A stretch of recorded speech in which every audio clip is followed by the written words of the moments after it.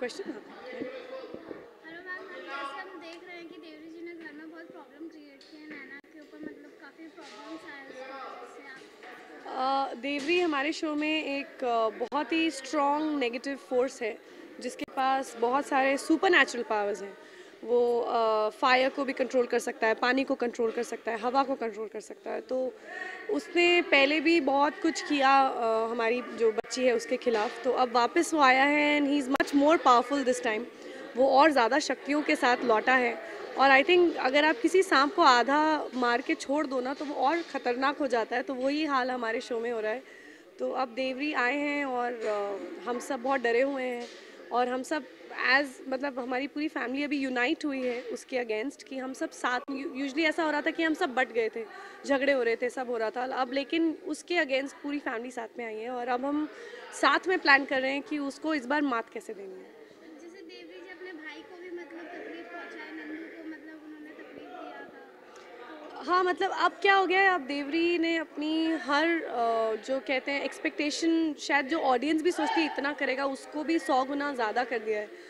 तो अब उसके लिए सही गलत या अपना पराया कोई नहीं है। तो वो अब बहुत स्केरी रूप से वापस आया है और उसके पास अभी जो उसकी शक्तियाँ हैं वो और बढ़ गई हैं। तो इट्स लिटिल स्केरी नाउ।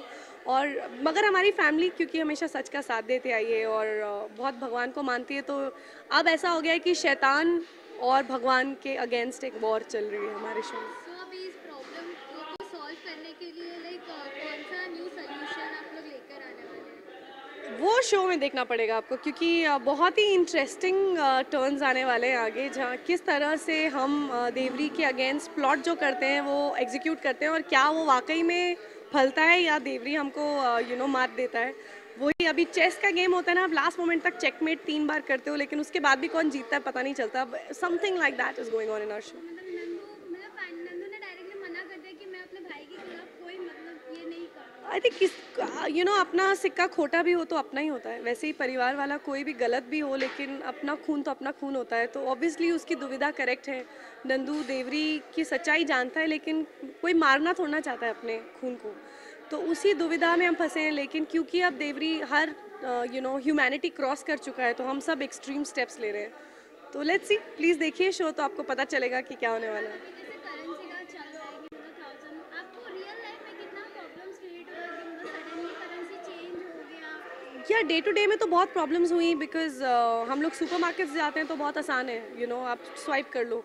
लेकिन अगर आप कोई वेजिटेबल नीचे फटाफट खरीदना चाहते हो, या आप कोई कैब में बैठते हो किसी कारण, या जो छोटी मोटी जो डे टू डे लाइफ है वो बहुत मुश्किल है ना। आई थिंक मेरा कंसर्न मेनली जो लोअर मिडिल क्लास है उन लोगों के लिए है, क्योंकि उनकी हर ज़रूरत ही छोटे लेवल से स्टार्ट होती है और उनको 10-20 रुपए से लेकर 100 रुपए की ज़रूरत पड़ती है।